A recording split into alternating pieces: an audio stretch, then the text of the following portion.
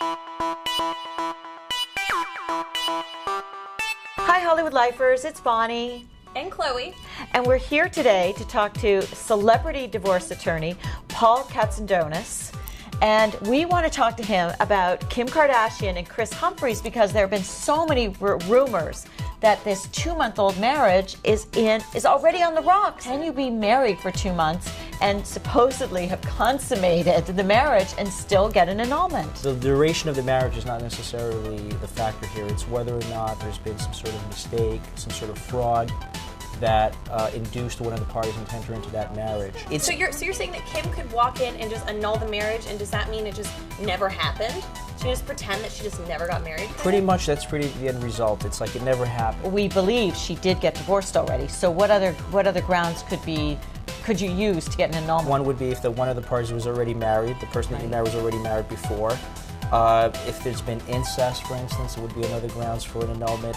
Again, it's very, very rare if it's been some sort of fraud. What about cheating, infidelity? Unfortunately, no, those are not grounds to get an annulment. Because there have been reports, and we've reported too, that Kris Humphries, her NBA star hubby, has been out partying late nights. They haven't been spending any time together. He was in touch with his ex-girlfriend. I don't think that's grounds for an annulment. No, unfortunately not, because then we would be having thousands and thousands of annulments, not divorces.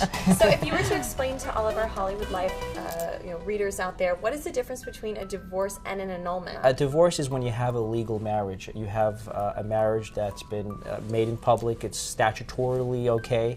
An annulment is basically when the marriage, when it was entered into, was not proper at that moment in time. Well, Kim's marriage was real. Of course. Well, so, as far as we know, that was conducted.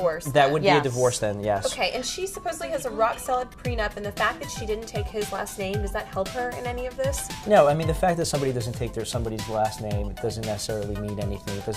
I wouldn't draw too much from that. If there's a prenup there, I would hope that it's going to be rock solid and that it's not going to be pried open. Would he be entitled to earnings that she has had during those 2 months? The fact that it's only 2 months, I can't imagine something that the other person is going to get much. Good. So Kim, your money is safe. Money is safe. Is it true that if you file for divorce first or you move out, that it looks worse on you? I hear a lot of times that women are told stay, don't leave the home. Well, no, I wouldn't draw too much from that as well either, because sometimes a woman would have to move out if there's some sort of domestic violence. Unfortunately, what happens sometimes is there is an implication that, well, that person can afford to live somewhere else and also pay for any of the carrying charges of the marital home. So that is the word from a top celebrity divorce attorney, Paul Katsandonis, on Kim Kardashian and Kris Humphries. Okay, bye, Hollywood Lifers. Bye.